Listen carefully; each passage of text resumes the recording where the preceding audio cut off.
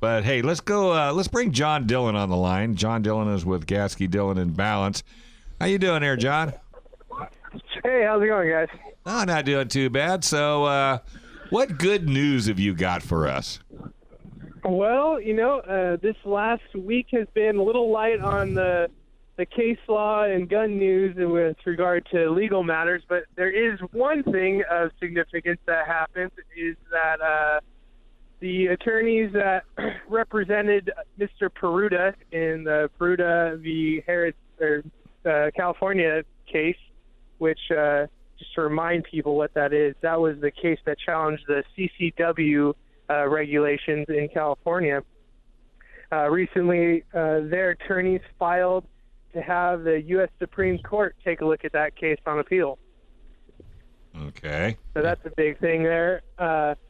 Most recently, an 11-judge panel in California ruled that the concealed carry is not a Second Amendment issue, and it's not a constitutional issue, and therefore they stated that any rules and regulations that are in force regarding concealed carry in California are totally okay. So they're going to hope that the Supreme Court picks this up, and they're going to argue it and hopefully get on the better side of that argument. Yeah, that's really big news.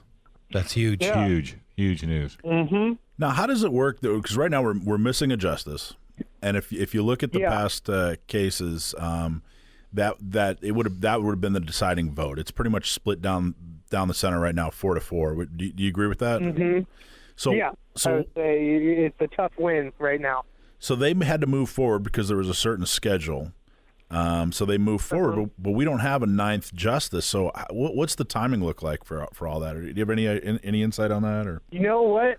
I don't. I don't know if and when the next nomination for that empty seat is going to be stated. I don't know with the new administration what they're doing and how quickly they're going to go about it. But I have a feeling that they're not going to file for Supreme Court review if they don't think they're going to get a full panel of judges. That would be my guess on the matter. And I know they were limited with time restrictions on when they can appeal, but with the new administration, it wouldn't surprise me that that empty seat wouldn't stay empty for much longer, especially after the 20th here. And we've had a number of decisions. Let's hope they get someone in there. Yeah, really. No kidding. We've had a number of decisions already, kind of a smorgasbord of decisions. But the most recent was that Americans don't have a right to concealed carry?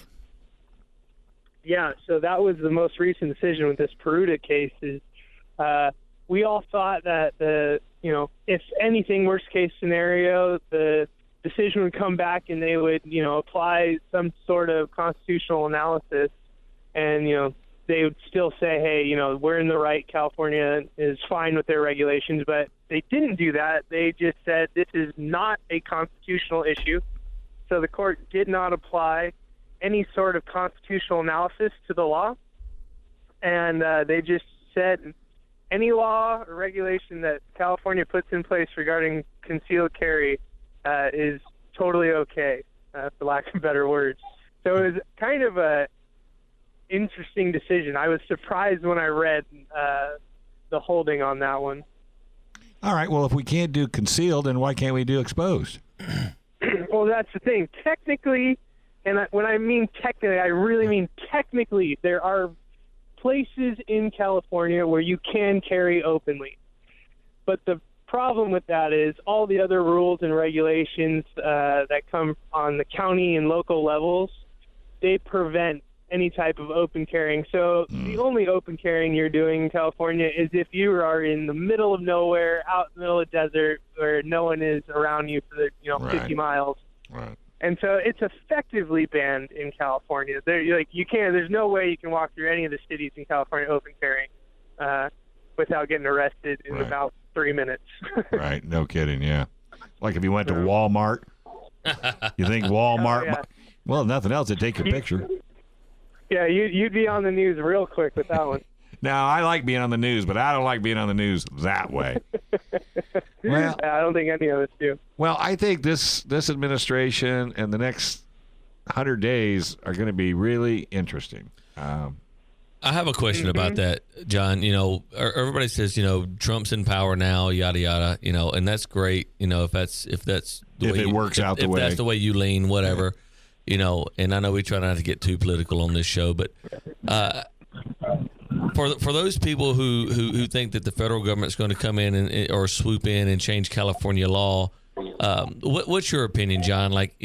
And how does maybe, I don't know, like the 10th Amendment, affect that, where it's states' rights? I mean, so can you give us some insight on that?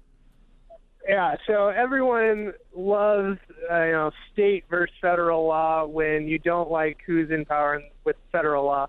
And, so all, the more liberal-leaning people, now that they don't like or don't agree with this new administration, they're going to really rely on that state power and state law.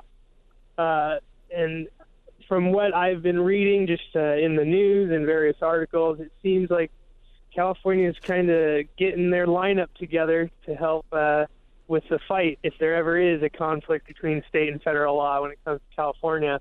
Recently, we have Eric Holder, I believe, was hired on to help with litigation matters that may stem from the new conflicts of government. So wait a minute. It will be a very interesting. Who hired that guy? Who's paying for that guy? You are. In California. Well, I didn't hire that guy. He didn't. I didn't see his application. I didn't. What the heck is that? Well, your elected Don't official worry, took people care of it. took care of it for you. Oh yeah, but he doesn't charge very much, does he?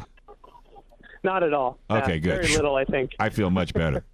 I'm telling you. Yeah, there was an article. There's it's actually kind of a left-wing extremist group that pretends to be a periodical called Mother Jones. Oh yeah. And Mother Jones just did a whole article on how he's not even in office yet. Trump's not even in office yet, and this whole article is how California is dead set against him. Yeah. And ready to oppose him at every turn.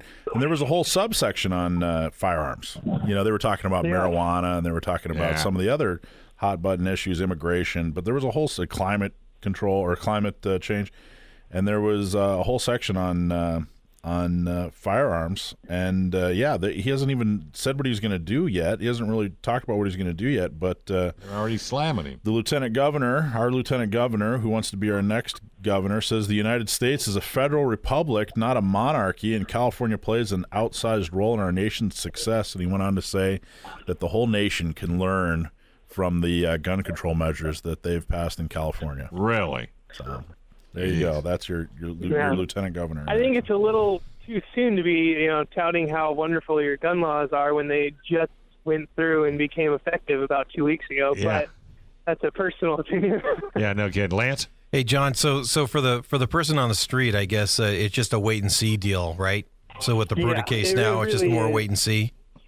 Yeah, we'll just see what happens, how quickly seats get filled in, and if they do, there's been statements that have been made that the next seat will lean to the pro Second Amendment side of these decisions, and if that's the case, that that gives a little more help with our arguments and everything. They'll be a little more accepting of them. So okay, if that seat's filled, great. If it's not, it's going to be a tough decision and a tough one to win. And we have another guest that's calling in, Bill Deasy, later on in the show, and he's an instructor for concealed carry, and he's going to talk about how to deal with the rules. Well, it'll be interesting, and it'll also be. I mean, we're trying to fill one court seat, but there's a good chance we'll have 3 more. Within the next 4 years, that because these folks may retire, and who knows? God willing, if we can load up that one. And until we get these interpreted, I mean, being a gun owner in California is like the little boy jumping over the candlestick. Yeah. And, you never know when you're going to get burned. Terrible. It's horrible. Yeah. Well, we'll just that's why we got you, John.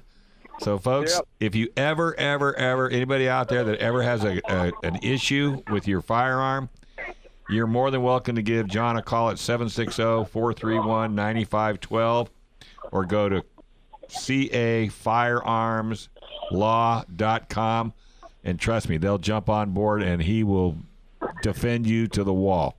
John, thank you very much for taking time out of your day, and we'll be talking to you, and I guess Lance and the guys will see you over at the SHOT Show. We'll be there, huh? Yeah. I'll be there. All right, buddy. Thank you very much. We'll talk at you later. All right. Have a good one, guys. Okay, All right. bye-bye. Without someone doing something about it, it's not going to get any better.